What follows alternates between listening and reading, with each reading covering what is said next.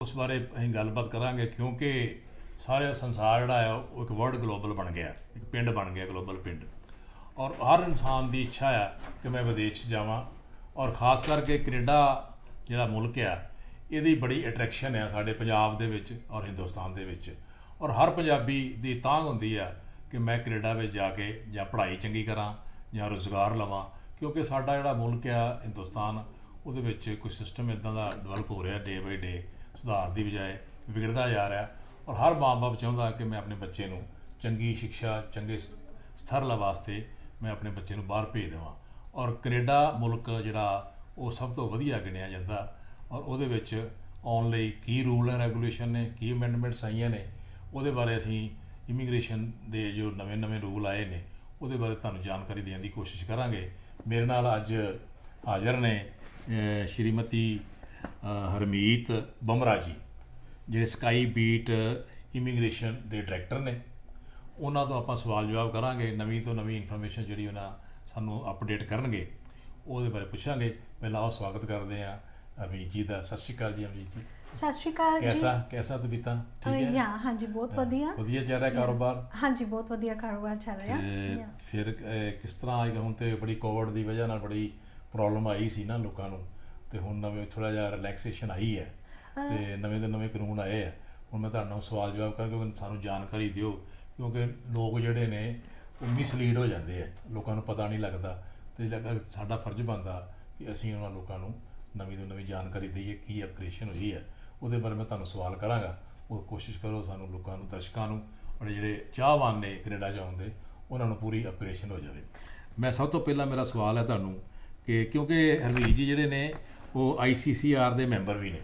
ਹਾਂਜੀ, ਔਰ ਕਿਉਂਕਿ ਉਹ ਬੜੀ ਅੱਛੀ ਕੁਆਲੀਫਿਕੇਸ਼ਨ ਹੁੰਦੀ ਹੈ, ਔਰ ਤਾਂ ਹੀ ਬੰਦਾ ਚੰਗਾ ਕੰਮ ਕਰ ਸਕਦਾ, ਕਿਉਂਕਿ ਕ੍ਰੈਡੀਬਿਲਿਟੀ ਹੁੰਦੀ ਹੈ। ਇਸ ਕਰਕੇ ਇਹਨਾਂ ਨੂੰ ਅਸੀਂ ਸੱਦਿਆ ਆਪਣੇ ਸਟੂਡੀਓ ਦੇ ਵਿੱਚ। ਅਤੇ ਮੈਂ ਸਵਾਲ ਕਰਾਂਗਾ ਪਹਿਲਾਂ ਕਿ ਹਰਮੀਤ ਜੀ, ਅੰਟਾਰੀਓ ਜਿਹੜਾ ਰੀਜਨ ਹੈ ਆਪਣਾ ਸਟੇਟ ਆ, ਇਹਦੇ ਵਿੱਚ PNP ਦੀ ਜਿਹੜੀ ਹੋਈ ਆ ਨਵੀਂ ਚੇਂਜਿਸ ਆਈਆਂ, ਪ੍ਰਪੋਜ਼ਲ ਨੇ ਚੇਂਜਿਸ ਆਉਂਦੀਆਂ, ਇਹਦੇ ਬਾਰੇ ਕੋਈ ਦੱਸਣ ਦੀ ਕੋਸ਼ਿਸ਼ ਕਰੋ ਵੀ ਕੀ ਚੇਂਜਿਸ ਪ੍ਰਪੋਜ਼ ਕਰ ਰਹੀ ਗੌਰਮੈਂਟ PNP ਦੇ ਬਾਰੇ, ਇਹਦੇ ਬਾਰੇ ਦੱਸੋ ਕੁਛ। ਹਾਂਜੀ, ਸਭ ਤੋਂ ਪਹਿਲਾਂ ਤਾਂ ਮੇਰੇ ਵੱਲੋਂ ਆਪਣਾ ਪੰਜਾਬ ਦੇ ਸਾਰੇ ਵਿਊਅਰਸ ਨੂੰ ਬਹੁਤ ਬਹੁਤ ਸਤਿ ਸ਼੍ਰੀ ਅਕਾਲ। And no doubt day to day ਆਪਾਂ ਦੇਖ ਰਹੇ ਹਾਂ ਕਿ ਇਮੀਗ੍ਰੇਸ਼ਨ ਦੇ ਵਿੱਚ ਨਵੀਆਂ ਆਪਾਂ ਚੇਂਜਿਸ ਦੇਖ ਰਹੇ ਹਾਂ, ਅਪਡੇਸ਼ਨਸ ਦੇਖ ਰਹੇ ਹਾਂ, ਕਿਉਂਕਿ ਜਿਹੜੀ ਕੈਨੇਡੀਅਨ ਇਮੀਗ੍ਰੇਸ਼ਨ ਹੈ ਮੋਰ ਫੋਕਸਡ ਹੈ ਕਿ ਜਿਹੜੇ ਵੀ ਉਹਨਾਂ ਦੇ 2022 ਦੇ ਟਾਰਗੇਟਸ ਸੀ ਉਹਨਾਂ ਨੂੰ ਅਚੀਵ ਕੀਤਾ ਜਾਏ। ਅਤੇ ਜੇ ਆਪਾਂ ਗੱਲ ਕਰੀਏ ਕਿ ਅੰਟੈਰੀਓ ਦੀ PNP ਦੀ, ਤਾਂ ਉਹਦੇ ਲਈ ਕੁਝ ਪ੍ਰਪੋਜ਼ਡ ਅਮੈਂਡਮੈਂਟਸ ਨੇ ਜਿਹੜੀਆਂ ਕਿ ਅੰਟੈਰੀਓ ਰੈਗੂਲੇਸ਼ਨ 422/17 ਐਂਡ 421/17 ਦੇ ਵਿੱਚ ਅੰਟੈਰੀਓ ਇਮੀਗ੍ਰੇਸ਼ਨ ਐਕਟ ਜਿਹੜਾ 2015 'ਚ ਬਣਿਆ ਸੀ, ਉਹਦੇ 'ਚ ਕੁਝ ਚੇਂਜਿਸ ਲੈ ਕੇ ਆਉਣਗੀਆਂ। ਸੋ ਉਹਦੇ ਲਈ 23 ਅਕਤੂਬਰ ਤੱਕ ਪਬਲਿਕ ਓਪੀਨੀਅਨ ਨੂੰ ਰਿਸੀਵ ਕੀਤਾ ਜਾਊਗਾ ਅਤੇ ਉਸ ਤੋਂ ਬਾਅਦ ਹੀ ਉਹਦੇ 'ਚ ਅਮੈਂਡਮੈਂਟਸ ਹੋਣਗੀਆਂ, ਕਿਉਂਕਿ ਜਿੱਦਾਂ ਕਿ ਅੰਟੈਰੀਓ ਦੀ ਜਿਹੜੀ PNP ਆ ਉਹ 9 ਡਿਫਰੈਂਟ ਕੈਟਾਗਰੀਜ਼ ਦੇ ਵਿੱਚ ਨੋਮੀਨੇਸ਼ਨਸ ਪ੍ਰੋਵਾਈਡ ਕਰਦੀ ਹੈ। ਅਤੇ ਜੇ ਆਪਾਂ ਦੇਖੀਏ ਕਿ ਜਿਹੜੀ ਫੋਰਨ ਸਕਿਲਡ ਵਰਕਰ ਆ ਜਾਂ ਇੰਟਰਨੈਸ਼ਨਲ ਸਟੂਡੈਂਟ ਸਟਰੀਮ ਆ, ਉਹ ਬਹੁਤ ਮੋਸਟ ਕ੍ਰਿਟੀਕਲ ਹੋ ਜਾਂਦੀ ਹੈ, ਕਿਉਂਕਿ ਉਹ ਫਿਊ ਟਾਈਮ ਪੀਰੀਅਡ ਦੇ ਲਈ ਖੁੱਲ੍ਹਦੀ ਹੈ, ਜਿੱਦਾਂ ਕਿ ਲਾਸਟ ਟਾਈਮ ਵੀ ਜਸਟ 40 ਮਿੰਟਸ ਦੇ ਲਈ ਖੁੱਲ੍ਹੀ। ਐਂਡ ਸਮਟਾਈਮਸ ਸਾਰੇ ਐਲੀਜੀਬਲ ਐਂਡ ਡਿਜ਼ਰਵਿੰਗ ਕੈਂਡੀਡੇਟਸ ਜਿਹੜੇ ਆ ਉਹ ਆਪਣੀ ਪ੍ਰੋਫਾਈਲ ਕ੍ਰੀਏਟ ਨਹੀਂ ਕਰ ਪਾਉਂਦੇ। ਸੋ ਉਹਦੇ ਲਈ ਕੀ ਪ੍ਰਪੋਜ਼ਡ ਅਮੈਂਡਮੈਂਟਸ ਨੇ ਕਿ ਹੁਣ ਸਾਰਾ ਸਿਸਟਮ ਜਿਹੜਾ ਹੈ ਉਹ ਇੱਕ ਐਕਸਪ੍ਰੈਸ਼ਨ ਆਫ ਇੰਟਰਸਟ ਦੇ ਵਿੱਚ ਕਨਵਰਟ ਕਰ ਦਿੱਤਾ ਜਾਏਗਾ, ਜਿਹਦੇ ਅੰਡਰ ਕੈਂਡੀਡੇਟਸ ਪਹਿਲਾਂ ਆਪਣੀ ਪ੍ਰੋਫਾਈਲ ਕ੍ਰੀਏਟ ਕਰਨਗੇ, ਫਿਰ ਉਹਨਾਂ ਦੀ ਸਕੋਰਿੰਗ ਦੇ ਬੇਸ ਉਹਨਾਂ ਨੂੰ ਇਨਵੀਟੇਸ਼ਨਸ ਆਉਣਗੇ। ਸੋ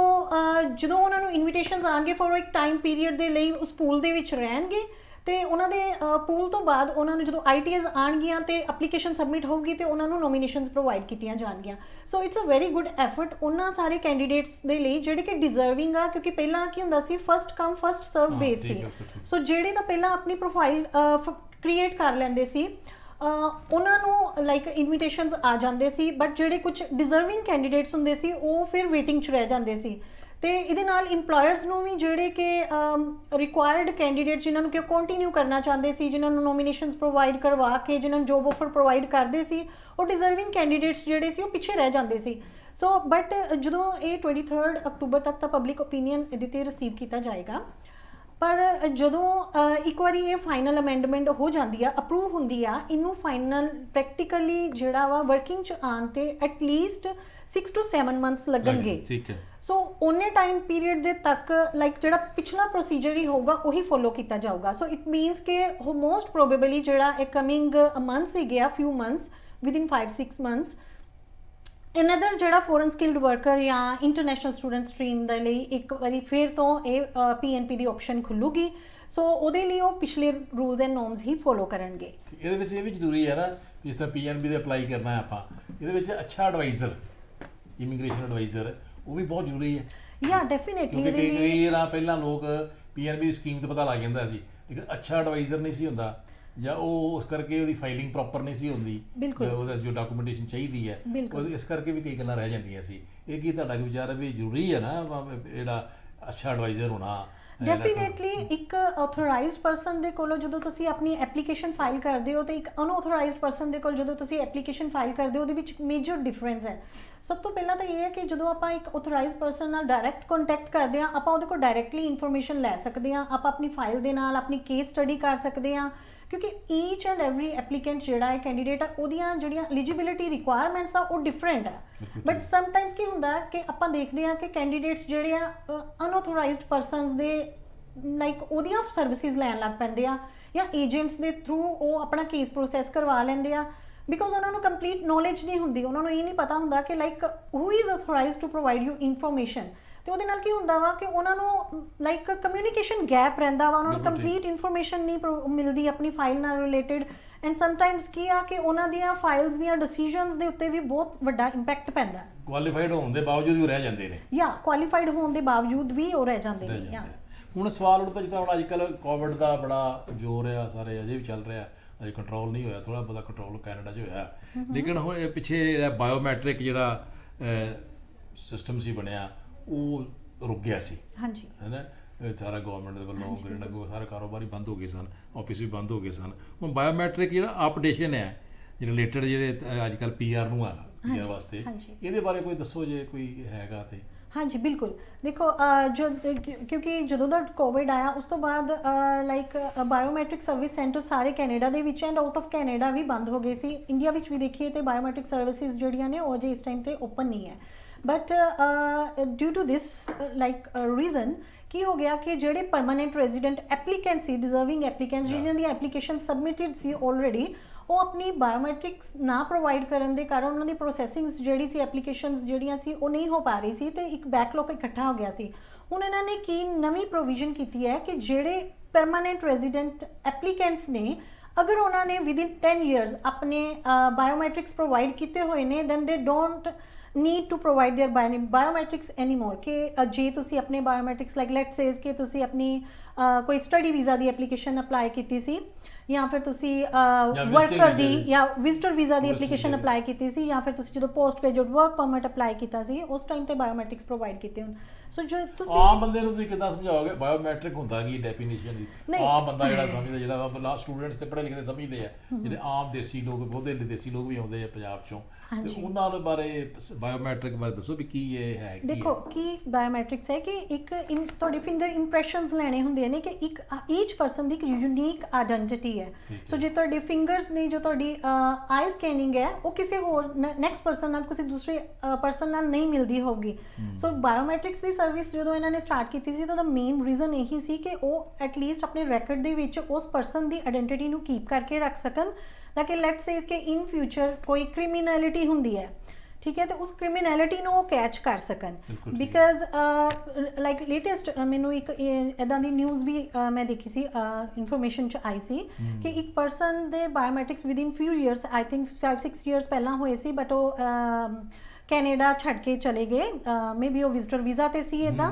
ਤੇ ਜਦੋਂ ਉਹਨਾਂ ਨੇ ਦੁਬਾਰਾ ਤੋਂ ਕੈਨੇਡਾ ਲੈਂਡ ਕੀਤਾ, ਤੇ ਬਿਕਾਜ਼ ਸਾਡੇ ਐਂਟਰੀ ਦੇ ਟਾਈਮ ਦੇ ਉੱਤੇ ਸਾਡੇ ਬਾਇਓਮੈਟ੍ਰਿਕਸ ਲਿੱਤੇ ਜਾਂਦੇ ਨੇ, ਤਾਂ ਉਹਦੇ ਬਾਇਓਮੈਟ੍ਰਿਕਸ ਜਿਹੜੇ ਸੀ ਆਲਰੇਡੀ CBSA ਦੇ ਇੱਕ ਸਿਸਟਮ ਦੇ ਵਿੱਚ ਕ੍ਰਿਮੀਨਲ ਪਰਸਨ ਦੇ ਬਾਇਓਮੈਟ੍ਰਿਕਸ ਸੀ, ਉਹਦੇ ਨਾਲ ਉਹ ਮੈਚ ਕਰ ਗਏ। ਸੋ ਉਹਨਾਂ ਨੇ ਇੱਕ ਲਾਈਕ ਅਨਦਰ ਜਿਹੜਾ ਕ੍ਰਿਮੀਨਲ ਪਰਸਨ ਸੀ ਉਹਨੂੰ ਉਤੋਂ ਰਿਟਰਾਈਵ ਕਰ ਲਿੱਤਾ। ਸੋ ਇਟਸ ਇਹ ਤੁਹਾਡੀ ਆਇਡੈਂਟੀਟੀ ਨੂੰ ਸਿਕਿਉਰ ਕਰਦਾ ਹੈ। ਜਾਂ ਅੱਛਾ, ਇਹਦੇ ਬਾਰੇ ਉਹਦਾ ਸਪੋਜ਼ਲ ਜਿਹੜਾ ਹੈਗੀ ਆ ਸਪਾਂਸਰਸ਼ਿਪ ਐਪਲੀਕੇਸ਼ਨ ਹੈ, ਇਹਦੇ ਬਾਰੇ ਕੋਈ ਦੱਸੋ ਵੀ ਕੀ ਇਹਦਾ ਕੀ ਪ੍ਰੋਸੀਜਰ ਹੈ ਜਾਂ ਕੀ ਇਹਦੇ ਬਾਰੇ ਕਹਿਣਾ ਚਾਹੋਗੇ ਜਿਹੜੀ ਸਪੋਂਸਰਸ਼ਿਪ ਹਾਂਜੀ ਬਿਲਕੁਲ, ਜਿਹੜੀਆਂ ਸਪੋਜ਼ਲ ਸਪਾਂਸਰਸ਼ਿਪ ਦੀਆਂ ਐਪਲੀਕੇਸ਼ਨਸ ਵੀ ਸੀ, ਕਿਉਂਕਿ ਹੁਣ ਜਿੱਦਾਂ ਕਿ ਡਿਊ ਟੂ ਕੋਵਿਡ ਬਹੁਤ ਸਾਰੀਆਂ ਐਪਲੀਕੇਸ਼ਨਸ ਦੀਆਂ ਪ੍ਰੋਸੈਸਿੰਗਸ ਹੋਲਡ ਤੇ ਸੀ। ਸੋ ਸਪੋਜ਼ਲ ਸਪਾਂਸਰਸ਼ਿਪ ਦੀਆਂ ਐਪਲੀਕੇਸ਼ਨ ਜਿਹੜੀਆਂ ਇਨਸਾਈਡ ਕੈਨੇਡਾ ਤੋਂ ਪਰਮਾਨੈਂਟ ਰੈਜ਼ੀਡੈਂਸੀ ਲਈ ਸਬਮਿਟ ਸੀ, ਉਹਨਾਂ ਦੀਆਂ ਪ੍ਰੋਸੈਸਿੰਗ ਸਲੋ ਸੀ। ਬਟ ਹੁਣ ਜਿਹੜੀ ਰੀਸੈਂਟ ਅਪਡੇਸ਼ਨ ਹੋਈ ਹੈ ਉਹਦੇ ਵਿੱਚ ਕੀ ਕੀਤਾ ਗਿਆ ਹੈ ਕਿ ਗਵਰਨਮੈਂਟ ਆਫ ਕੈਨੇਡਾ ਨੇ ਇੱਕ ਸਪੈਸ਼ਲ ਸਟਾਫ ਜਿਹੜਾ ਉਹ ਹਾਇਰ ਕੀਤਾ ਹੈ, ਜਿਨ੍ਹਾਂ ਦਾ ਟਾਰਗੇਟ ਕੀ ਹੈ ਕਿ ਵਿਦਿਨ 2 ਮੰਥਸ ਆ ਜਿਹੜੇ ਅਕਤੂਬਰ ਤੋਂ ਦਸੰਬਰ 2020 ਤੱਕ ਜੋ ਉਹਨਾਂ ਦੇ ਟਾਰਗੇਟਸ ਸੀਗੇ ਕਿ ਲਾਈਕ ਉਹਨਾਂ ਨੇ ਪਹਿਲਾਂ ਡਿਟਰਮਾਈਨ ਕੀਤਾ ਸੀ ਕਿ ਆਲਮੋਸਟ 49,000 ਜਿਹੜੇ ਨੇ ਸਪੋਜ਼ਲ ਸਪਾਂਸਰਸ਼ਿਪ ਦੀਆਂ ਐਪਲੀਕੇਸ਼ਨਸ ਨੂੰ ਅਪਰੂਵ ਕੀਤਾ ਜਾਊਗਾ ਤੇ ਉਹਨਾਂ ਨੂੰ ਪਰਮਾਨੈਂਟ ਰੈਜ਼ੀਡੈਂਸੀ ਪ੍ਰੋਵਾਈਡ ਕੀਤੀ ਜਾਊਗੀ। ਸੋ ਉਹ ਟਾਰਗੇਟਸ ਮੀਟ ਕਰਨ ਦੇ ਲਈ ਉਹਨਾਂ ਨੇ ਸਟਾਫ ਹਾਇਰ ਕੀਤਾ ਤੇ ਪੇਪਰ ਐਪਲੀਕੇਸ਼ਨਸ ਨੂੰ ਹੁਣ ਡਿਜੀਟਲਾਈਜ਼ਡ ਕਰਨਗੇ ਤਾਂ ਕਿ ਉਹਨਾਂ ਦੇ ਰਿਜ਼ਲਟਸ ਜਿਹੜੇ ਆ ਉਹ ਵਿਦਿਨ ਫਿਊ ਮੰਥਸ ਹੀ ਪ੍ਰੋਵਾਈਡ ਕੀਤੇ ਜਾਣ। ਠੀਕ ਹੈ, ਹੋਰ ਕੋਈ ਇਹਦੇ ਬਾਰੇ ਵਿੱਚ ਕੋਈ ਚੀਜ਼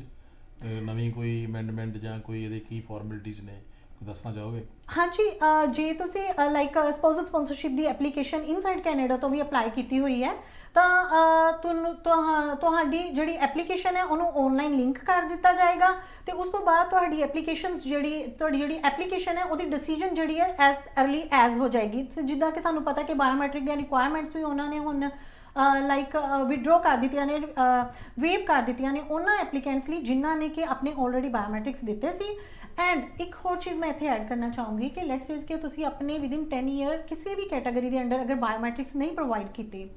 ਤਾਂ ਤੁਹਾਨੂੰ ਸਰਵਿਸ ਕੈਨੇਡਾ ਦੇ ਵੱਲੋਂ ਇੱਕ ਕਾਲ ਆਏਗੀ ਐਂਡ ਉਹ ਤੁਹਾਡੀ ਅਪਾਇੰਟਮੈਂਟ ਬੁੱਕ ਕਰਨਗੇ। ਸੋ ਤੁਹਾਨੂੰ ਅਪਾਇੰਟਮੈਂਟ ਬੇਸ ਦੇ ਉੱਤੇ ਫਿਰ ਆਪਣੇ ਬਾਇਓਮੈਟ੍ਰਿਕਸ ਪ੍ਰੋਵਾਈਡ ਕਰਨੇ ਪੈਣਗੇ। ਸੋ ਜਿਹੜੇ ਐਪਲੀਕੈਂਟਸ ਤਾਂ ਇਨਸਾਈਡ ਕੈਨੇਡਾ ਨੇ ਉਹਨਾਂ ਦੇ ਲਈ ਤਾਂ ਬਾਇਓਮੈਟ੍ਰਿਕ ਦੀ ਪ੍ਰੋਵੀਜ਼ਨ ਹੋ ਜਾਏਗੀ, ਬਟ ਜਿਹੜੇ ਆਊਟਸਾਈਡ ਕੈਨੇਡਾ ਨੇ ਉਹਨਾਂ ਐਪਲੀਕੈਂਟਸ ਨੂੰ ਅਜੇ ਵੇਟ ਕਰਨਾ ਪਏਗਾ ਬਿਕੋਜ਼ ਉਹਨਾਂ ਦੇ ਨਾਲ ਰਿਲੇਟਡ ਅਜੇ ਕੋਈ ਵੀ ਅਪਡੇਸ਼ਨ ਅਵੇਲੇਬਲ ਨਹੀਂ ਹੈ। ਜਿਹੜਾ ਸਟੂਡੈਂਟ ਸਟੱਡੀ ਵੀਜ਼ਾ, ਹਾਂਜੀ, ਇਹਦੀ ਐਪਲੀਕੇਸ਼ਨ ਦੀ ਜਿਹੜੀ ਅਪਡੇਸ਼ਨ ਹੋਈ ਹੈ, ਹਾਂਜੀ, ਇਹਦੇ ਬਾਰੇ ਕੋਈ ਦੱਸੋ ਵੀ ਕੀ ਹੈਗਾ ਇਹ ਸਟੂਡੈਂਟ ਜਿਹੜਾ ਵੀਜ਼ਾ ਸਟੱਡੀ ਵੀਜ਼ਾ ਹੈ ਇਹਦੀ ਅਪਡੇਸ਼ਨ ਹੋਈ ਜਿਹੜੀ ਇਹਦੇ ਬਾਰੇ ਕੁਝ ਦੱਸ ਸਕਦੇ ਤੁਸੀਂ? ਹਾਂਜੀ ਬਿਲਕੁਲ, ਜਿੱਦਾਂ ਕਿ ਸਾਨੂੰ ਪਤਾ ਕਿ ਫਿਊ ਮੰਥਸ ਦੇ ਵਿੱਚ ਲਾਈਕ ਆਊਟਸਾਈਡ ਕੈਨੇਡਾ ਵੀ ਬਾਇਓਮੈਟ੍ਰਿਕ ਦੀਆਂ ਲਾਈਕ ਅਵੇਲੇਬਿਲਿਟੀਜ਼ ਨਹੀਂ ਸੀ, ਉਹਦੀ ਪ੍ਰੋਵੀਜ਼ਨ ਨਹੀਂ ਸੀ। ਸੇਮ ਲਾਈਕ ਮੈਡੀਕਲ ਵੀ ਨਹੀਂ ਹੋ ਪਾ ਰਿਹਾ ਸੀ, ਮੈਡੀਕਲ ਸੈਂਟਰਸ ਵੀ ਬੰਦ ਸੀ ਐਂਡ ਲਾਈਕ PCC ਵੀ ਨਹੀਂ ਹੋ ਪਾ ਰਹੇ ਸੀ। ਤੇ ਇਹਨਾਂ ਨੇ ਸਟੱਡੀ ਵੀਜ਼ਾ ਦੀ ਜਿਹੜੀ ਲਾਈਕ ਪ੍ਰੋਸੈਸਿੰਗ ਸੀ ਉਹਨਾਂ ਨੂੰ ਇਹਨਾਂ ਨੇ 2 ਸਟੇਜ ਦੇ ਵਿੱਚ ਕਨਵਰਟ ਕਰ ਦਿੱਤਾ ਸੀ। 2 ਸਟੇਜਸ ਦੇ ਵਿੱਚ ਕੀ ਸੀ ਕਿ ਪਹਿਲੀ ਸਟੇਜ ਦੇ ਵਿੱਚ ਤਾਂ ਐਲੀਜੀਬਿਲਿਟੀ ਕੈਂਡੀਡੇਟਸ ਦੀ ਚੈੱਕ ਕੀਤੀ ਜਾਣੀ ਸੀ ਤੇ ਉਹਦੇ ਵਿੱਚ ਐਲੀਜੀਬਿਲਿਟੀ ਬੇਸ ਅਪਰੂਵਲ ਆਣਾ ਸੀ। ਸੈਕਿੰਡ ਸਟੇਜ ਦੇ ਉੱਤੇ ਉਹਨਾਂ ਦੇ ਐਡਮਿਸਿਬਿਲਿਟੀ ਬੇਸ ਦੇ ਉੱਤੇ ਅਪਰੂਵਲ ਆਣਾ ਸੀ। ਸੋ ਐਲੀਜੀਬਿਲਿਟੀ ਬੇਸ ਦੇ ਉੱਤੇ ਕੀਤਾ ਸੀ ਕਿ ਲਾਈਕ ਜੇ ਸਟੂਡੈਂਟ ਆਪਣੀਆਂ ਸਟੱਡੀ ਵੀਜ਼ਾ ਦੀਆਂ ਰਿਕੁਆਇਰਮੈਂਟਸ ਨੂੰ ਫੁਲਫਿਲ ਕਰ ਰਿਹਾ, ਲਾਈਕ ਉਹਦੇ ਕੋਲ ਇੱਕ SDS ਕਾਲਜ ਦੇ ਵਿੱਚ ਐਨਰੋਲਮੈਂਟ ਲੈਟਰ ਹੈ ਜਾਂ ਉਹ DLI ਦੇ ਨਾਲ ਐਨਰੋਲਡ ਹੈ, ਉਹਨੇ ਆਪਣਾ GIC ਅਕਾਊਂਟ ਖੁਲਵਾਇਆ ਹੈ, ਆਪਣੇ ਫੰਡਸ ਨੂੰ ਲਾਈਕ ਸਫੀਸ਼ੀਐਂਟ ਫੰਡਸ ਜਿਹੜਾ ਹੈ ਉਹ ਪ੍ਰੋਵਾਈਡ ਕਰ ਰਿਹਾ ਹੈ ਐਂਡ ਉਹਨੇ ਆਪਣਾ ਲਾਈਕ ਐਜੂਕੇਸ਼ਨ ਦੀਆਂ ਲੈਂਗੁਏਜ ਦੀਆਂ ਰਿਕੁਆਇਰਮੈਂਟਸ ਨੂੰ ਉਹ ਅਪਰੂਵ ਕਰ ਰਿਹਾ ਹੈ, ਲਾਈਕ ਉਹਨੇ ਆਪਣੇ IELTS ਦਾ ਵੈਲਿਡ ਐਗਜ਼ਾਮ ਦਿੱਤਾ ਹੋਇਆ ਹੈ ਤਾਂ ਉਹਨੂੰ ਫਸਟ ਸਟੇਜ ਦੇ ਉੱਤੇ ਅਪਰੂਵਲ ਆਣਾ ਸੀ ਜਿਹਨੂੰ ਕਿ ਅਪਰੂਵਲ ਇਨ ਪ੍ਰਿੰਸੀਪਲ ਕਹਿੰਦੇ ਨੇ। ਸੋ ਹੁਣ ਦੀ ਡੇਟ ਵਿੱਚ ਜਿਹੜੀ ਨਿਊ ਅਪਡੇਸ਼ਨ ਹੈ ਕਿ ਆਲਮੋਸਟ 56,000 ਜਿਹੜੇ ਕੈਂਡੀਡੇਟਸ ਨੇ ਉਹਨਾਂ ਨੂੰ ਅਪਰੂਵਲ ਇਨ ਪ੍ਰਿੰਸੀਪਲ ਆ ਗਿਆ। ਹਾਂਜੀ, ਅਪਰੂਵਲ ਇਨ ਪ੍ਰਿੰਸੀਪਲ ਉਹਨਾਂ ਨੂੰ ਆ ਗਿਆ। ਸੋ ਯਾ ਐਂਡ ਲਾਈਕ ਇਹਦੇ ਵਿੱਚ ਵੀ ਕੀ ਹੈ ਕਿ ਸੈਕਿੰਡ ਸਟੇਜ ਦੇ ਉੱਤੇ ਜਦੋਂ ਉਹਨਾਂ ਦੀ ਪ੍ਰੋਸੈਸਿੰਗ ਹੋਏਗੀ ਕਿ ਹੁਣ ਆਪਣੀ ਸਟੱਡੀ ਜਿਹੜੀ ਹੈ ਆਨਲਾਈਨ, ਅਗਰ ਫਸਟ ਸਟੇਜ ਤੇ ਅਪਰੂਵਲ ਆ ਗਿਆ ਤਾਂ ਜਿਹੜੇ ਸਟੂਡੈਂਟਸ ਨੇ ਆਊਟਸਾਈਡ ਕੈਨੇਡਾ 'ਚ ਰਹਿ ਕੇ ਵੀ ਆਪਣੀ ਆਨਲਾਈਨ ਸਟੱਡੀ ਜਿਹੜੀ ਹੈ ਉਹ ਸਟਾਰਟ ਕਰ ਸਕਦੇ। ਇਹ ਸਵਾਲ ਇੱਕ ਉੱਠਦਾ ਹੈ ਨਾ ਤੁਹਾਡੇ, ਇਸ ਤਰ੍ਹਾਂ ਹੁਣ ਮੋਸਟਲੀ ਲੋਕਾਂ ਨੂੰ ਇੱਛਾ ਹੁੰਦੀ ਵੀ ਮੈਂ ਕੈਨੇਡਾ ਵਿੱਚ ਜਾ ਕੇ ਹੀ ਪੜ੍ਹਾਂ, ਹਾਂਜੀ, ਤੇ ਇਹਦੇ ਮਤਲਬ ਉਹਨਾਂ ਨੂੰ ਇੱਥੇ ਮਿਹਨਤ ਵੀ ਕਰਨੀ ਪੈਂਦੀ ਹੈ, ਬਿਲਕੁਲ, ਸਾਰਾ ਫੀਸ ਵੀ ਦੇਣੀ ਪੈਂਦੀ ਹੈ ਔਰ ਬੜੀ ਖੱਜਲ ਖਰਾਬੀ ਵੀ ਕਈ ਵਾਰ ਹੁੰਦੀ ਹੈ। ਹਾਂਜੀ, ਤੇ ਇਹਦੇ ਵਿੱਚ ਜਿਹੜਾ ਸਟੂਡੈਂਟਸ ਵੀਜ਼ਾ ਸਟੱਡੀ ਦਾ ਅਪਡੇਸ਼ਨ ਹੋਈ ਹੈ ਆਨਲਾਈਨ, ਜਿਹਨੂੰ ਕਹਿੰਦੇ ਆਪਾਂ AIP ਕਹਿੰਦੇ ਹਾਂ, ਇਹਦੇ ਵਿੱਚ ਉੱਥੇ ਇੰਡੀਆ 'ਚ ਕੀ ਫਾਇਦੇ ਹੈ ਜਾਂ ਇੱਥੇ ਆ ਕੇ ਕੀ ਨੁਕਸਾਨ ਨੇ ਜਾਂ ਉਹਨਾਂ ਦੋਨਾਂ ਦਾ ਕੀ ਬੈਨੀਫਿਟ ਹੋ ਸਕਦਾ ਸਾਨੂੰ, ਇਹਦੇ ਬਾਰੇ ਦੇਖੋ। ਇਹਦੇ ਵਿੱਚ ਮੈਂ ਤੁਹਾਨੂੰ ਆਪਣਾ ਪਰਸਨਲ ਓਪੀਨੀਅਨ ਦੇ ਸਕਦੀ ਹਾਂ ਕਿ ਜੇ ਆਪਾਂ ਦੇਖੀਏ ਕਿ ਜਿਹੜਾ ਇੱਕ ਸਟੂਡੈਂਟ ਇੱਥੇ ਇਨਸਾਈਡ ਕੈਨੇਡਾ ਆ ਕੇ ਸਟੱਡੀ ਕਰਦਾ ਹੈ ਤਾਂ ਡਿਊਰਿੰਗ ਸਟੱਡੀ ਉਹ ਜਸਟ 20 ਆਵਰਸ ਤੱਕ ਹੀ ਆਪਣੀ ਸਟੱਡੀ ਕਰ ਸਕਦਾ ਬਿਕੋਜ਼ ਉਹਦਾ ਜਿਹੜਾ ਸਟੱਡੀ ਪਰਮਿਟ ਇਸ਼ੂ ਹੋਇਆ ਹੁੰਦਾ ਉਹ ਫੁੱਲ ਟਾਈਮ ਸਟੱਡੀ ਵਿੱਚ ਇਨਰੋਲਮੈਂਟ ਦੇ ਲਈ ਇਸ਼ੂ ਹੋਇਆ ਹੁੰਦਾ। ਸੋ ਜੇ ਉਹਦੇ ਕੋਲ 2 ਸਾਲ ਦਾ ਡਿਪਲੋਮਾ ਦੇ ਵਿੱਚ ਐਡਮਿਸ਼ਨ ਹੋਏਗੀ ਤੇ ਡਿਊਰਿੰਗ 2 ਇਅਰਸ ਉਹਨੇ 20 ਆਵਰਸ ਇਨ ਅ ਵੀਕ ਉਹਨਾਂ ਹੀ ਵਰਕ ਕਰਨਾ ਹੋਏਗਾ, ਬਟ ਜਦੋਂ ਉਹਦੇ ਕੋਲ ਲੀਗਲੀ, ਪਰ ਜਦੋਂ ਉਹਦੇ ਕੋਲ ਬ੍ਰੇਕ ਦਾ ਟਾਈਮ ਹੁੰਦਾ ਉਸ ਟਾਈਮ ਤੇ ਉਹ ਫੁੱਲ ਟਾਈਮ ਵਰਕ ਕਰ ਸਕਦਾ ਹੈ। ਤੇ ਮੈਨੂੰ ਲੱਗਦਾ ਹੈ ਕਿ ਜੇ ਉਹ ਆਊਟਸਾਈਡ ਕੈਨੇਡਾ 'ਚ ਆਨਲਾਈਨ ਰਹਿ ਕੇ ਆਪਣੀ ਸਟੱਡੀ ਕਰ ਰਿਹਾ ਹੈ ਤਾਂ ਉਹਨੂੰ ਮੈਨੂੰ ਲੱਗਦਾ ਅਕੋਮੋਡੇਸ਼ਨ ਦੇ ਜਿਹੜੇ ਚਾਰजेस ਪੇ ਕਰਨੇ ਪੈਂਦੇ ਆ ਉਹ ਵੀ ਨਹੀਂ ਪੇ ਕਰਨੇ ਪੈਣਗੇ, ਹੋਰ ਜਿਹੜੇ ਉਹਦੇ ਲਿਵਿੰਗ ਐਂਡ ਫੂਡ ਦੇ ਜਿਹੜੇ ਖਰਚੇ ਆ ਰਹੇ ਆ ਉਹ ਨਹੀਂ ਉਹਨੂੰ ਪੇ ਕਰਨੇ ਪੈਣਗੇ। ਸੋ ਆਪਣੇ ਇੱਕ ਲਿਵਿੰਗ ਇਨਵਾਇਰਨਮੈਂਟ ਦੇ ਵਿੱਚ ਰਹਿ ਕੇ ਆਪਣੀ ਫੈਮਿਲੀ ਦੇ ਨਾਲ ਰਹਿ ਕੇ ਉਹ ਆਪਣੀ ਜਿਹੜੀ ਹੈ ਲਾਈਕ ਸਟੱਡੀ ਨੂੰ ਕੰਪਲੀਟ ਕਰ ਰਿਹਾ। ਬਟ ਉਹਦੇ ਨਾਲ ਮੈਂ ਇੱਕ ਚੀਜ਼ ਹੋਰ ਐਡ ਕਰੂੰਗੀ ਕਿ ਸਾਰੇ ਬੱਚੇ ਇੱਕ ਤਰ੍ਹਾਂ ਦੇ ਨਹੀਂ ਹੁੰਦੇ ਕਿ ਸਾਰੇ ਹੀ ਆਨਲਾਈਨ ਸਟੱਡੀ ਕੰਪਲੀਟ ਕਰ ਸਕਣ। ਕੁਝ ਬੱਚੇ ਇਦਾਂ ਦੇ ਵੀ ਹੁੰਦੇ ਆ ਜਿਨ੍ਹਾਂ ਨੂੰ ਕਲਾਸਰੂਮ ਇਨਵਾਇਰਨਮੈਂਟ ਚਾਹੀਦਾ ਹੁੰਦਾ, ਲਾਈਕ ਜਿਨ੍ਹਾਂ ਨੂੰ ਇੱਕ ਪ੍ਰੈਕਟੀਕਲ ਇਨਵਾਇਰਨਮੈਂਟ ਚਾਹੀਦਾ ਹੁੰਦਾ ਜਿਹਦੇ 'ਚ ਉਹ ਟੀਚਰ ਨਾਲ ਇੰਟਰੈਕਟ ਕਰਕੇ ਆਨਲਾਈਨ ਨਵਾਂ ਕਨਸੈਪਟ ਆ ਗਿਆ ਜਾਂ ਟੀਚਰ ਨਾਲ ਇੰਟਰੈਕਟ ਕਰਕੇ ਹੀ ਉਹ ਆਪਣੀ ਸਟੱਡੀ ਕਰ ਸਕਦੇ ਆ। ਆਨਲਾਈਨ ਕਨਸੈਪਟ ਦੇ ਵਿੱਚ ਜੇ ਤੇ ਤੁਹਾਡਾ ਟੀਚਰ ਤੁਹਾਨੂੰ ਓਨੀ ਕੁ ਲਾਈਕ ਗਾਈਡੈਂਸ ਪ੍ਰੋਵਾਈਡ ਕਰ ਰਿਹਾ, ਓਨੀ ਕੋਚਿੰਗ ਪ੍ਰੋਵਾਈਡ ਕਰ ਰਿਹਾ, ਇਨਫੋਰਮੇਸ਼ਨ ਪ੍ਰੋਵਾਈਡ ਕਰ ਰਿਹਾ, then it is well and good. But sometimes ਕੀ ਹੁੰਦਾ ਕਿ ਆਪਾਂ ਦੇ ਕਰਿਕੂਲਮ ਦੇ ਵਿੱਚ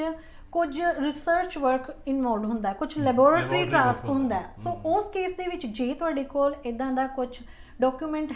ਹੈਗਾ ਜਿਹੜਾ ਪ੍ਰੂਵ ਕਰਦਾ ਕਿ ਲੈਬੋਰੇਟਰੀ ਟਾਸਕ ਜਾਂ ਫਿਰ research work is an essential part of your study, ਤਾਂ ਤੁਸੀਂ ਕਾਲਜ ਦੇ ਕੋਲੋਂ ਅਪਰੂਵਲ ਲੈਟਰ ਲੈ ਕੇ ਫਿਰ IRCC ਨੇ ਇੱਕ ਈਮੇਲ ID ਜਨਰੇਟ ਕੀਤਾ,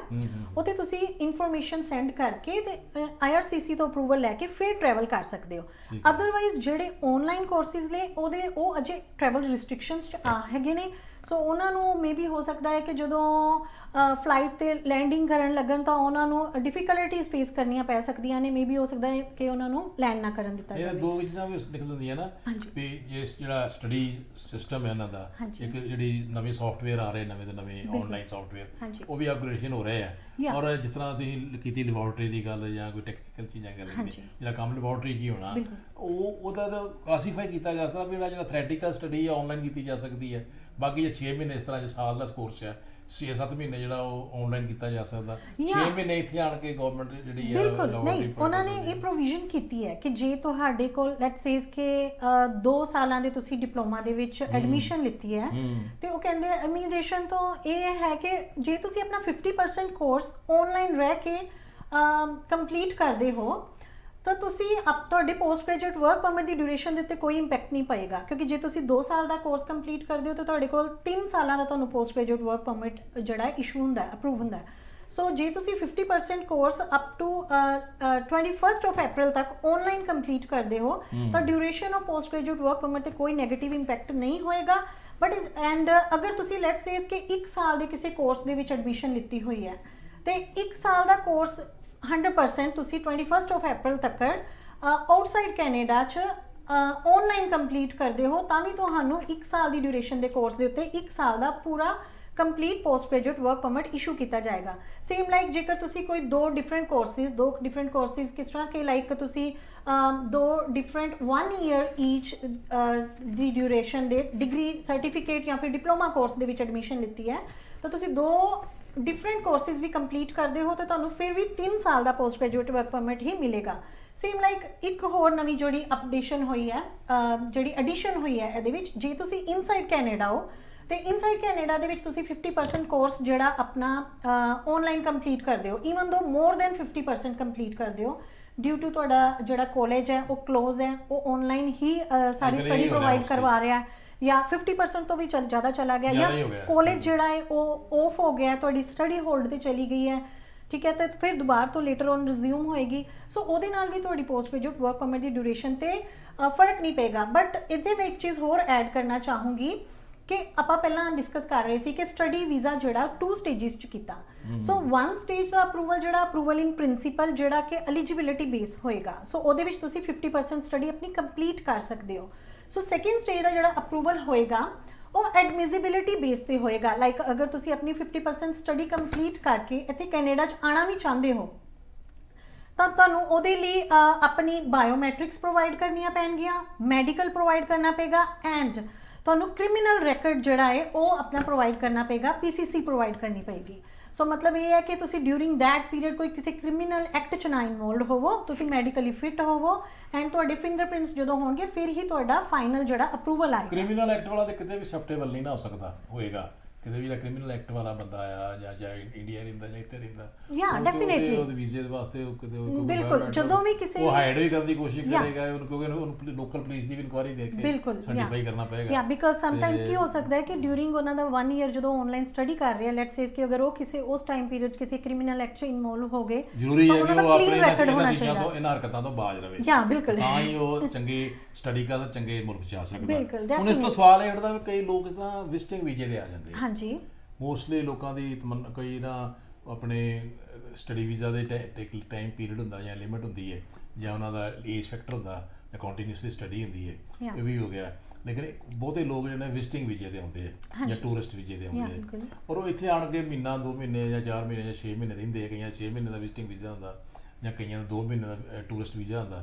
ਉਹ ਜਦੋਂ ਇਹ ਮੁਲਕ ਨੂੰ ਵੇਖਦੇ ਆ ਇਹਨਾਂ ਦਾ ਸਿਸਟਮ ਵੇਖਦੇ ਆ ਤੇ ਉਹ ਲਾਲਚ 'ਚ ਆ ਜਾਂਦੇ ਜਾਂ ਉਹਨਾਂ ਦੇ ਮੈਂਟਲੀ ਪਹਿਲਾਂ ਹੀ ਪ੍ਰਪੇਅਰ ਹੋ ਕੇ ਆਏ ਹੁੰਦੇ ਆ ਵੀ ਆਪਾਂ ਇੱਥੇ ਸੈਟਲ ਹੋਣਾ ਹਾਂਜੀ ਉਹਦੇ ਵਿੱਚ ਕੋਈ ਪ੍ਰੋਸੀਜਰ ਹੈਗੀ ਹੈ ਵਰਕ ਪਰਮਿਟ ਦੀ ਕਨਵਰਸ਼ਨ ਜਾਂ ਸਟੇਟਸ ਚੇਂਜ ਕਰਨ ਦਾ ਪ੍ਰੋਸੀਜਰ ਕੋਈ ਹੈਗਾ ਹਾਂਜੀ ਬਿਲਕੁਲ ਜਿੱਦਾਂ ਕਿ ਮੈਂ ਪਹਿਲਾਂ ਹੀ ਤੁਹਾਨੂੰ ਕਿਹਾ ਸੀ ਕਿ ਈਚ ਐਪਲੀਕੈਂਟ ਜਿਹੜਾ ਉਹਦੀਆਂ ਐਲੀਜੀਬਿਲਿਟੀ ਰਿਕੁਆਇਰਮੈਂਟਸ ਜਿਹੜੀਆਂ ਨੇ ਉਹ ਵੱਖਰੀਆਂ ਨੇ ਐਲੀਜੀਬਿਲਿਟੀ ਇਨ ਦਾ ਸੈਂਸ ਕਿ ਹਰ ਪਰਸਨ ਦੀ ਕੁਆਲੀਫਿਕੇਸ਼ਨਸ ਡਿਫਰੈਂਟਸ ਨੇ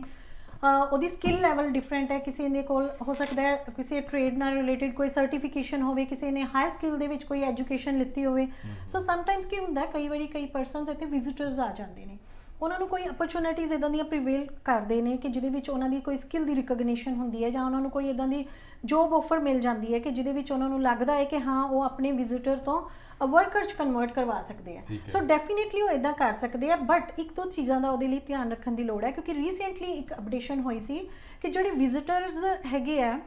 ਉਹ ਇਨਸਾਈਡ ਕੈਨੇਡਾ ਰਹਿ ਕੇ ਆਪਣੀ ਆਨਲਾਈਨ ਐਪਲੀਕੇਸ਼ਨ ਵਰਕ ਪਰਮਿਟ ਦੀ ਸਬਮਿਟ ਕਰ ਸਕਦੇ ਆ ਕਿਉਂ ਇਹਦਾ ਚੇਂਜ ਹੋਈ ਕਿਉਂਕਿ ਬੋਰਡਰਸ ਜਿਹੜੇ ਸੀ ਕੈਨੇਡਾ ਦੇ ਉਹ ਬਿਲਕੁਲ ਬੰਦ ਸੀ ਸੋ ਮੋਸਟਲੀ ਕੀ ਹੁੰਦਾ ਹੈ ਕਿ ਜਿਹੜੇ ਵਿਜ਼ਿਟਰਸ ਹੁੰਦੇ ਆ ਉਹਨਾਂ ਨੇ ਉਹ ਪਹਿਲਾਂ ਪੋਰਟ ਆਫ ਐਂਟਰੀ ਤੇ ਜਾਂਦੇ ਆ ਤੇ ਫਿਰ ਉੱਥੇ ਉਹਨਾਂ ਨੂੰ ਵਰਕ ਪਰਮਿਟ ਇਸ਼ੂ ਹੁੰਦਾ ਹੈ ਸੋ ਬੋਰਡਰ ਬੰਦ ਹੋਣ ਕਰਕੇ ਉਹਨਾਂ ਦੀ ਜਿਹੜੀ ਵਰਕ ਪਰਮਿਟ ਦੀ ਐਪਲੀਕੇਸ਼ਨਸ ਪ੍ਰੋਸੈਸ ਨਹੀਂ ਹੋ ਰਹੀਆਂ ਸੀ ਸੋ ਉਹਨਾਂ ਨੇ ਕੀ ਕੀਤਾ ਕਿ ਉਹ ਸਾਰਾ ਪ੍ਰੋਸੀਜਰ ਆਨਲਾਈਨ ਕਨਵਰਟ ਕਰਤਾ ਕਿ ਤੁਸੀਂ ਆਨਲਾਈਨ ਐਪਲੀਕੇਸ਼ਨ ਸਬਮਿਟ ਕਰੋਗੇ ਤੇ ਤੁਹਾਡੀ ਵਰਕ ਪਰਮਿਟ ਦੀ ਐਪਲੀਕੇਸ਼ਨ ਪ੍ਰੋਸੈਸ ਹੋ ਜਾਏਗੀ ਬਟ ਉਹਦੇ ਉੱਤੇ ਵੀ ਹੁਣ ਕੁਝ ਕੰਡੀਸ਼ਨਸ ਕੀ ਨੇ ਕਿ ਤੁਸੀਂ ਵਰਕ ਪਰਮਿਟ ਦੀ ਐਪਲੀਕੇਸ਼ਨ ਤਾਂ ਹੀ ਸਬਮਿਟ ਕਰ ਸਕਦੇ ਹੋ ਜੇ ਤੁਹਾਡੇ ਕੋਲ ਜੌਬ ਆਫਰ ਹੈ ਔਰ ਜੌਬ ਆਫਰ ਵੀ ਜਿਹੜੀ ਹੈ ਤੁਹਾਡੀ LMIA ਸਪੋਰਟਡ ਜੌਬ ਆਫਰ ਹੋਣੀ ਚਾਹੀਦੀ ਹੈ ਹੁਣ ਸਾਨੂੰ ਲਾਈਕ ਜਦੋਂ ਦੀ ਅਪਡੇਸ਼ਨ ਹੋਈ ਲਾਸਟ ਮੰਥ ਵਿੱਚ ਅਗਸਤ ਵਿੱਚ ਜਿਹੜੀ ਅਪਡੇਸ਼ਨ ਹੋਈ ਉਹਦੇ 'ਚ ਸਾਨੂੰ ਬਹੁਤ ਸਾਰੀਆਂ ਫੋਨ ਕਾਲਸ ਆਈਆਂ ਲਾਈਕ ਸਾਨੂੰ ਲੋਕੀ ਇੱਦਾਂ ਪੁੱਛਦੇ ਆ ਕਿ we are having a job offer ਤੇ ਸਾਡਾ ਤੁਸੀਂ ਹੁਣ ਵਰਕ ਪਰਮਿਟ ਦੀ ਐਪਲੀਕੇਸ਼ਨ ਸਬਮਿਟ ਕਰ ਦਿਓ ਲਾਈਕ ਇੱਦਾਂ ਨਹੀਂ ਆ ਇਕੱਲੀ ਜੌਬ ਆਫਰ ਜਿਹੜੀ ਆ ਉਹ ਤੁਹਾਡੀਆਂ ਵਰਕ ਪਰਮਿਟ ਦੀਆਂ ਰਿਕੁਆਇਰਮੈਂਟਸ ਨੂੰ ਮੀਟ ਨਹੀਂ ਕਰਦੀ ਤੁਹਾਡੇ ਕੋਲ LMIA ਸਪੋਰਟਡ ਜੌਬ ਆਫਰ ਹੋਣੀ ਚਾਹੀਦੀ ਹੈ ਪਹਿਲਾਂ LMIA ਅਪਰੂਵ ਕਰਵਾਈ ਹੋਵੇ LMIA ਹੁੰਦੀ ਕੀ ਹੈ ਦੇਖੋ ਜੀ LMIA ਹੁੰਦੀ ਹੈ ਲੇਬਰ ਮਾਰਕੀਟ ਇੰਪੈਕਟ ਅਸੈਸਮੈਂਟ ਜਿਹੜੀ ਕਿ ਸਰਵਿਸ ਕੈਨੇਡਾ ਤੋਂ ਅਪਰੂਵ ਕੀਤੀ ਜਾਂਦੀ ਹੈ ਇੱਥੇ ਜਿਹੜੇ ਇੰਪਲੋਇਰਸ ਹੁੰਦੇ ਨੇ ਉਹ ਫੋਰਨ ਉਹਨਾਂ ਨੇ ਆਪਣੀਆਂ ਰਿਕੁਆਇਰਮੈਂਟਸ ਉਹਨਾਂ ਦੀਆਂ ਆਪਣੀ ਹੁੰਦੀਆਂ ਨੇ ਸਮਟਾਈਮਸ ਵਰਕਰ ਚਾਹੀਦਾ ਉਹਦੇ ਮੁਤਾਬਕ ਕੁਆਲੀਫਾਈਡ ਹੋ ਉਹਨਾਂ ਨੇ ਫੋਰਨ ਵਰਕਰ ਜੇ ਹਾਇਰ ਕਰਨਾ ਤਾਂ ਉਹਦਾ ਇੱਕ ਪ੍ਰੋਸੀਜਰ ਹੈ ਉਸ ਪ੍ਰੋਸੀਜਰ ਨੂੰ ਫੋਲੋ ਕਰਨਗੇ ਸਰਵਿਸ ਕੈਨੇਡਾ ਦੇ ਉੱਤੇ ਆਪਣੀ ਐਪਲੀਕੇਸ਼ਨ ਸਬਮਿਟ ਕਰਨਗੇ ਦੈਨ ਆਫਟਰ ਉਹ ਉਹਨਾਂ ਨੂੰ ਅਪਰੂਵਲ ਆਏਗਾ ਫਿਰ ਉਹਨਾਂ ਨੂੰ ਇਹ ਇੰਟਰਵਿਊ ਦੇ ਵਿੱਚੋਂ ਇੱਕ ਨਿਕਲਣਾ ਪੈਂਦਾ ਫਿਰ ਉਸ ਤੋਂ ਬਾਅਦ ਉਹਨਾਂ ਦੀ LMIA ਅਪਰੂਵ ਹੁੰਦੀ ਹੈ ਤੇ ਫਿਰ ਉਹਦੇ ਬੇਸ ਦੇ ਉੱਤੇ ਹੀ ਕੀ ਹੁੰਦਾ ਵਰਕ ਪਰਮਿਟ ਇਸ਼ੂ ਹੁੰਦਾ ਹੈ ਇੱਥੇ ਇੱਕ ਸਿਸਟਮ ਇੱਕ ਆਇਆ ਸੀ ਪਿੱਛੇ ਇੱਕ ਬੜੀ ਵੱਡੀ ਗਵਰਨਮੈਂਟ ਵੱਲੋਂ ਵੀ ਆਈ ਇਨਕੁਆਇਰੀ ਆਈ ਜਾਂ ਇਨਵੈਸਟੀਗੇਸ਼ਨ ਵੀ ਹੋ ਰਹੀ ਹੈ ਵੀ ਜਿਸ ਤਰ੍ਹਾਂ ਵਰਕ ਪਰਮਿਟ ਦੀ ਐਪਲੀਕੇਸ਼ਨ LMI ਲੈਟਰਸ ਇਸ਼ੂ ਕਰਾਉਂਦੇ ਨੇ ਇੰਡੀਆ 'ਚ ਲੋਕ ਬੈਠੇ ਨੇ ਕੁਝ ਏਜੰਟ ਪੈਸੇ ਵੀ ਲੈਂਦੇ ਸਨ ਹਾਂਜੀ ਔਰ ਉਹਦੇ ਵਿੱਚ ਕੀ ਹੁੰਦਾ ਆ ਵੀ ਜਦੋਂ ਪਿੱਛੇ ਜਦੋਂ ਹੋਈ ਆ ਲੋਕਡਾਊਨ ਹੋਇਆ ਉਹਦੇ ਰਿਕੁਆਇਰਮੈਂਟ ਜਿਹੜੀ ਸੀ ਲੋਕਡਾਊਨ ਹੋ ਗਈ ਫੈਕਟਰੀਆਂ ਲੋਕ ਆ ਗਏ ਸੀ LMI ਦੇ ਲੈਟਰ ਦੇ ਅੰਡਰ ਉਹ ਉਹਨੇ ਚਾਹੀਦੇ ਨਹੀਂ ਸਨ ਹੁੰਦੇ ਕਹਿੰਦੇ ਸਾਡੇ ਕੋਲ ਤਾਂ ਰਿਕੁਆਇਰਮੈਂਟ ਨੇ ਤੇ ਰਿਕੁਆਇਰਮੈਂਟ ਤੁਸੀਂ LMI ਕੇ ਲੈਟਰ ਇਸ਼ੂ ਕੀਤੀਆਂ ਇਹ ਵੀ ਇੱਕ ਬੜਾ ਵੱਡਾ ਚੀਜ਼ ਸੀ ਜਿਹਦੇ ਵਿੱਚ ਕਈ ਟਰੈਪ ਹੋ ਗਏ ਲੋਕ ਕਹਿੰਦੇ ਕਈ ਇਹ ਚੀਜ਼ਾਂ ਥੋੜਾ ਹੈ ਹਾਂਜੀ ਇਹਦੇ ਵਿੱਚ ਵੀ 2-3 ਚੀਜ਼ਾਂ ਇਨਵੋਲਵਡ ਨੇ ਕਿ ਹਾਂਜੀ ਇਹਦੇ ਵਿੱਚ ਵੀ 2-3 ਚੀਜ਼ਾਂ ਇਨਵੋਲਵਡ ਨੇ ਕਿ ਜਿੱਦਾਂ ਜਿਹੜੇ ਫੋਰਨ ਵਰਕਰਸ ਆਪਾਂ ਹਾਇਰ ਕਰਨੇ ਹੁੰਦੇ ਆ ਜਿਹੜੇ ਇੰਪਲੋਇਰਸ ਨੇ ਫੋਰਨ ਵਰਕਰਸ ਹਾਇਰ ਕਰਨੇ ਹੁੰਦੇ ਆ ਉਹਦੇ ਲਈ ਇੱਕ ਪ੍ਰੀ ਰਿਕੁਆਇਰਮੈਂਟ ਹੁੰਦੀ ਹੈ ਕਿ ਤੁਸੀਂ ਪਹਿਲਾਂ ਇਹ ਪ੍ਰੂਵ ਕਰਨਾ ਹੁੰਦਾ ਹੈ ਕਿ ਤੁਸੀਂ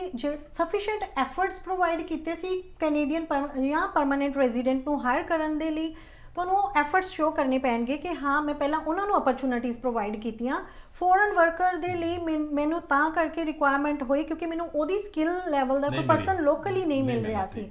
ਸੋ ਜਿੱਦਾਂ ਤੁਸੀਂ ਕਿਹਾ ਕਿ ਫੋਰਨ ਤੋਂ ਵੀ ਬਹੁਤ ਸਾਰੇ ਲੋਕੀ ਟਰੈਪ ਹੋਏ, ਸੋ ਉਹਤੇ ਕੀ ਹੈ ਜਿਹੜਾ ਫੋਰਨ 'ਚ ਟ੍ਰੈਂਡ ਕੀ ਚੱਲਦਾ ਹੈ, ਸਮਟਾਈਮਸ ਏਜੰਟਸ ਜਿਹੜੇ ਨੇ ਉਹ ਮਿਸਗਾਈਡ ਕਰ ਦਿੰਦੇ ਨੇ। ਜਿੱਦਾਂ ਕਿ ਹੁਣ ਪਿੱਛੇ ਜੇ ਫਾਰਮਰਸ ਦੀ ਕੈਟਾਗਰੀ ਪਹਿਲੇ ਸੀ ਫੋਰਨ ਦੇ ਵਿੱਚ ਕਿ ਲਾਈਕ ਪੋਜੀਸ਼ਨਸ ਓਪਨ ਹੋਈਆਂ ਨੇ ਤੇ ਹੁਣ ਉਹਨਾਂ ਦੀ PR ਹੋ ਜਾਏਗੀ। ਸੋ ਲਾਈਕ ਉਹਦੇ ਵਿੱਚ ਵੀ ਡਿਫਰੈਂਟ ਪ੍ਰੋਗਰਾਮਸ ਨੇ, ਐਂਟੈਰੀਓ ਦੇ ਡਿਫਰੈਂਟ ਪ੍ਰੋਗਰਾਮਸ ਨੇ, ਕੁਝ ਪਾਇਲਟ ਪ੍ਰੋਗਰਾਮਸ ਵੀ ਨੇ, ਬਟ ਇੱਕ limited number of applicants he eligible ਹੋ ਸਕਦੇ ਨੇ। ਮੇਰਾ ਟਾਈਮ ਥੋੜਾ ਜਿਹਾ ਦੋ ਇੱਕੋ ਸਵਾਲ ਰਹਿ ਗਿਆ। ਹਾਂਜੀ, ਮੈਂ ਤੁਹਾਨੂੰ ਉਹ ਜ਼ਰੂਰੀ ਹੈ ਸਵਾਲ ਕਰਨਾ। ਯਾ ਬਟ ਮੈਂ ਤੁਹਾਨੂੰ ਇੱਕ ਚੀਜ਼ ਹੋਰ ਕਲੀਅਰ ਕਰਨਾ ਚਾਹੁੰਦੀ ਸੀ ਕਿ ਮੇਰਾ ਲਾਈਕ ਜਿੱਦਾਂ ਤੁਸੀਂ ਪੁੱਛਿਆ ਸੀ ਮੈਨੂੰ ਕਿ ਵਰਕ ਪਰਮਿਟ ਵਾਲੇ ਜਿਹੜੇ ਐਪਲੀਕੈਂਟਸ ਇਨਸਾਈਡ ਕੈਨੇਡਾ ਤੋਂ ਅਪਲਾਈ ਕਰ ਸਕਦੇ ਆ, ਉਹਦੇ ਵਿੱਚ ਮੈਂ ਇਹ ਵੀ ਐਡ ਕਰਨਾ ਸੀ ਕਿ ਜਿੱਦਾਂ ਨੋ ਡਾਊਟ ਉਹਨਾਂ ਕੋਲ LMIA ਹੋਣੀ ਚਾਹੀਦੀ ਹੈ, ਇਸ ਤੋਂ ਇਲਾਵਾ ਉਹਨਾਂ ਦਾ ਲੀਗਲ ਸਟੇਟਸ ਵੀ ਹੋਣਾ ਚਾਹੀਦਾ ਕੈਨੇਡਾ ਦੇ ਵਿੱਚ। ਜਿੱਦਾਂ ਆਪਾਂ ਪਹਿਲਾਂ ਹੀ ਡਿਸਕਸ ਕਰ ਰਹੇ ਸੀ ਕਿ ਲੀਗਲ ਸਟੇਟਸ ਮੇਨਟੇਨ ਕਰਕੇ ਰੱਖਣਾ ਬਹੁਤ ਜ਼ਰੂਰੀ ਹੈ, ਕਿਉਂਕਿ ਕਈ ਵਾਰੀ ਕੀ ਹੁੰਦਾ 6 ਮੰਥਸ ਦੀ ਡਿਊਰੇਸ਼ਨ ਦੇ ਲਈ ਤੁਸੀਂ ਇੱਕ ਵਿਜ਼ਟਰ ਵੀਜ਼ਾ ਦੇ ਉੱਤੇ ਰਹਿ ਸਕਦੇ ਹੋ, ਟੈਂਪਰੇਰੀ ਰੈਜ਼ੀਡੈਂਟ ਰਹਿ ਸਕਦੇ ਹੋ। ਉਸ ਤੋਂ ਬਾਅਦ ਤੁਸੀਂ ਆਪਣਾ ਸਟੇਟਸ ਜਿਹੜਾ ਹੈ ਉਹਨੂੰ ਤੁਸੀਂ ਐਕਸਟੈਂਡ ਕਰਵਾਉਣਾ ਹੁੰਦਾ। ਸੋ ਲੈਟਸ ਸੇ ਤੁਸੀਂ ਐਜ਼ ਅ ਵਿਜ਼ਿਟਰ ਹੋ, ਵਿਜ਼ਿਟਰ ਤੋਂ ਬਾਅਦ ਤੁਸੀਂ ਆਪਣੀ ਐਕਸਟੈਂਸ਼ਨ ਦੀ ਐਪਲੀਕੇਸ਼ਨ ਸਬਮਿਟ ਕੀਤੀ ਹੋਈ ਹੈ ਤਾਂ ਤੁਸੀਂ ਇੰਪਲਾਇਡ ਸਟੇਟਸ ਤੇ ਚਲੇ ਗਏ ਹੋ। ਸੋ ਇੰਪਲਾਇਡ ਸਟੇਟਸ ਨੂੰ ਵੀ ਉਹ ਲੀਗਲ ਸਟੇਟਸ ਹੀ ਕੰਸੀਡਰ ਕਰਦੇ ਨੇ। ਸੋ ਤੇ ਇਸ ਦੇ ਨਾਲ ਤੁਸੀਂ ਲੀਗਲ ਸਟੇਟਸ ਤੇ ਹੋਵੋ ਤੇ ਤੁਸੀਂ ਐਡਮਿਸਿਬਲ ਵੀ ਹੋਣੇ ਚਾਹੀਦੇ ਹੋ, ਯਾਨੀ ਕਿ ਤੁਹਾਡੇ ਤੇ ਕੋਈ ਕ੍ਰਿਮੀਨੈਲਿਟੀ ਦਾ ਚਾਰਜ ਨਹੀਂ ਹੋਣਾ ਚਾਹੀਦਾ। ਸੋ ਯੈਸ, ਮੇਰੇ ਖਿਆਲ ਟਾਈਮ ਥੋੜਾ ਰਹਿ ਗਿਆ, ਆਪਾਂ ਸ਼ਾਰਟਕਟ ਕਰੀਏ। ਇੱਕ ਜਿਹੜਾ ਬੜਾ ਇੰਪੋਰਟੈਂਟ ਪੁਆਇੰਟ ਹੈ ਪੋਸਟ ਗ੍ਰੈਜੂਏਸ਼ਨ ਵਰਕ ਪਰਮਿਟ। ਹਾਂਜੀ, ਇਹਦੇ ਵਿੱਚ ਜਿਹੜੀ ਨਵੀਂ ਐਪਲੀਕੇਸ਼ਨ ਹੋਲਡਰ ਨੇ ਉਹਦੀ ਐਪਲੀਕੇਸ਼ਨ ਕੋਈ ਹੈਗੀ ਹੈ? ਹਾਂਜੀ, ਜਿੱਦਾਂ ਆਪਾਂ ਹੁਣ ਡਿਸਕਸ ਕੀਤਾ ਥੋੜੀ ਦੇਰ ਪਹਿਲਾਂ ਕਿ ਜਿਹੜੇ ਸਟੱਡੀ ਵੀਜ਼ਾ ਦੀਆਂ ਐਪਲੀਕੇਸ਼ਨਸ ਸੀਗੀਆਂ ਉਹਨਾਂ ਨੂੰ 2 ਸਟੇਜ ਦੇ ਵਿੱਚ ਕਨਵਰਟ ਕੀਤਾ। ਸੋ 2 ਸਟੇਜਸ ਦੇ ਵਿੱਚ ਉਹਨਾਂ ਨੇ ਇਹੀ ਮੇਜਰ ਅਪਡੇਸ਼ਨਸ ਕੀਤੀਆਂ ਕਿ ਜੇ ਤੁਸੀਂ ਆਪਣਾ 50% ਕੋਰਸ ਆਨਲਾਈਨ ਕੰਪਲੀਟ ਕਰਦੇ ਹੋ ਤਾਂ duration of your post graduate work permit ਦੇ ਉੱਤੇ ਕੋਈ ਨੈਗੇਟਿਵ ਇੰਪੈਕਟ ਨਹੀਂ ਪਏਗਾ। ਈਵਨ ਦੋ ਜੇ ਤੁਸੀਂ ਕੈਨੇਡਾ 'ਚ ਰਹਿ ਕੇ ਵੀ ਆਪਣੀ ਸਟੱਡੀ ਕੰਪਲੀਟ ਕਰਦੇ ਹੋ ਤੇ ਮੋਰ ਦੈਨ 50% ਤੁਹਾਡੀ ਜੇ ਆਨਲਾਈਨ ਜਾਂਦੀ ਹੈ ਤੇ ਤੁਹਾਡੀ ਜਿਹੜੀ duration of post graduate work permit ਹੈ ਉਹਦੀ ਡਿਊਰੇਸ਼ਨ ਦੇ ਉੱਪਰ ਕੋਈ ਨੈਗੇਟਿਵ ਨਹੀਂ ਹੋਏਗਾ। ਸੋ ਤੁਸੀਂ ਪ੍ਰੋਪਰ ਐਲੀਜੀਬਲ ਹੋਵੋਗੇ, ਬਲਕਿ ਉਹਦੇ ਲਈ ਇਹ ਕੰਡੀਸ਼ਨ ਹੈ ਕਿ ਤੁਸੀਂ ਸਟੱਡੀ ਦੀਆਂ ਜਿਹੜੀਆਂ ਰਿਕੁਆਇਰਮੈਂਟਸ ਆ ਉਹ ਫੁੱਲਫਿਲ ਕੀਤੀਆਂ ਹੋਣ, ਕਿ ਤੁਸੀਂ ਆਪਣਾ ਕੋਰਸ ਕੰਪਲੀਟ ਕੀਤਾ ਹੋਵੇ, ਤੁਸੀਂ ਸਮੈਸਟਰਸ ਕੰਪਲੀਟ ਕੀਤੇ ਹੋਣ। ਠੀਕ ਹੈ। ਹਾਂਜੀ, ਤੇ ਹੋਰ ਕੋਈ ਇਹਦੇ ਵਿੱਚ ਜਾਣਕਾਰੀ ਦੇਣਾ ਚਾਹੋਗੇ ਤੁਸੀਂ? ਇਸ ਤਰ੍ਹਾਂ ਹੁਣ ਆਪਣਾ ਸਮਾਂ ਵੀ ਖਤਮ ਹੋ ਰਿਹਾ, ਥੋੜਾ ਜਿਹਾ ਸਮਾਂ ਰਹਿ ਗਿਆ, ਤੇ ਤੁਹਾਡੀ ਇੱਕ ਫਰਮ ਦਾ ਨਾਂ ਆ ਕੀ ਕਹਿੰਦੇ ਇਹਨੂੰ, ਸਕਾਈ ਬੀਟ ਇਮੀਗ੍ਰੇਸ਼ਨ ਹੈਗੇ, ਦੀ ਮੈਂਬਰ ਵੀ ICI ਸ਼ਹਿਰ ਤੇ। ਔਰ ਤੁਸੀਂ ਕੋਈ ਮੈਸੇਜ ਦੇਣਾ ਚਾਹੁੰਦੇ ਜੇ ਆਪਣੇ ਜਿਹੜੇ ਇਮੀਗ੍ਰੇਸ਼ਨ ਦੇ ਵਿੱਚ ਇੰਟਰਸਟਿਡ ਨੇ ਜਾਂ ਲੋਕ ਆਉਣਾ ਚਾਹੁੰਦੇ ਦੋਸਤਾਂ? ਬਿਲਕੁਲ, ਦੇਖੋ ਉਹਦੇ ਵਿੱਚ ਕੋਈ ਤੁਸੀਂ ਮੈਸੇਜ ਦੇਣਾ ਚਾਹੁੰਦੇ? ਸ਼ੋਰ, ਮੈਂ ਇਹੀ ਕਹਿਣਾ ਚਾਹੂੰਗੀ ਕਿ ਜੇ ਤੁਸੀਂ ਇਮੀਗ੍ਰੇਸ਼ਨ ਨਾਲ ਰਿਲੇਟਿਡ ਕੋਈ ਵੀ ਸਰਵਿਸਿਜ਼ ਲੈਣਾ ਚਾਹੁੰਦੇ ਹੋ ਤਾਂ ਇਟ ਇਜ਼ ਬੈਟਰ ਰਿਕਮੈਂਡਡ ਕਿ ਤੁਸੀਂ ਕਿਸੇ ਆਥੋਰਾਈਜ਼ਡ ਰਿਪਰੈਜ਼ੈਂਟੇਟਿਵ ਦੀਆਂ ਸਰਵਿਸਿਜ਼ ਲਵੋ, ਬਿਕੋਜ਼ ਆਥੋਰਾਈਜ਼ਡ ਰਿਪਰੈਜ਼ੈਂਟੇਟਿਵ ਨੂੰ ਆਪਣੀ ਸਟਰੀਮ ਦੀ ਵੀ ਨੌਲੇਜ ਹੈ, ਉਹ ਤੁਹਾਡੀ ਐਲੀਜੀਬਿਲਿਟੀਜ਼ ਵੀ ਜਿਹੜੀਆਂ ਨੇ ਉਹਨਾਂ ਨੂੰ ਦੇਖ ਸਕਦੇ ਨੇ, ਤੁਹਾਡੀ ਰਿਕੁਆਇਰਮੈਂਟਸ ਦੇ ਅਕੋਰਡਿੰਗ ਤੁਹਾਨੂੰ ਗਾਈਡੈਂਸ ਪ੍ਰੋਵਾਈਡ ਕਰ ਸਕਦੇ ਨੇ। ਸੋ ਸਕਾਈਬਿਟ ਇਮੀਗ੍ਰੇਸ਼ਨ ਸਰਵਿਸਿਜ਼ ਤੇ ਅਸੀਂ ਤੁਹਾਡੀਆਂ ਐਲੀਜੀਬਿਲਿਟੀ ਰਿਕੁਆਇਰਮੈਂਟਸ ਦੇ ਅਕੋਰਡਿੰਗ ਹੀ ਤੁਹਾਨੂੰ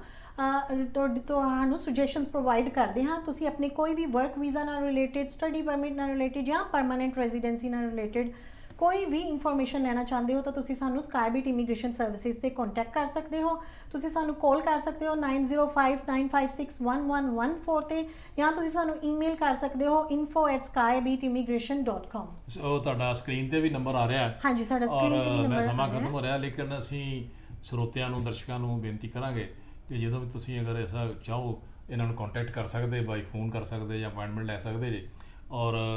ਮੈਂ ਇਹੀ ਐਡਵਾਈਸ ਕਰਾਂਗਾ, ਸਲਾਹ ਦੇਵਾਂਗਾ ਕਿ ਜਦੋਂ ਵੀ ਕੈਨੇਡਾ 'ਚ ਆਉਣਾ ਆਪਣੀ ਤੁਹਾਡੀ ਕੁਆਲੀਫਿਕੇਸ਼ਨ ਬਹੁਤ ਹੋਣੀ ਚਾਹੀਦੀ, ਜ਼ਰੂਰੀ ਹੈ। ਆਈਲੈਟ ਕਰਨਾ ਬਹੁਤ ਜ਼ਰੂਰੀ ਹੈ, ਔਰ ਤੁਹਾਨੂੰ ਇੱਥੇ ਇੱਕ ਪੜ੍ਹੇ ਲਿਖੇ ਦੀ ਸਕਿਲਡ ਲੇਬਰ ਦੀ ਜ਼ਰੂਰਤ ਹੈ, ਨਾ ਕਿ ਐਵੇਂ ਆ ਕੇ ਇੱਥੇ ਆ ਕੇ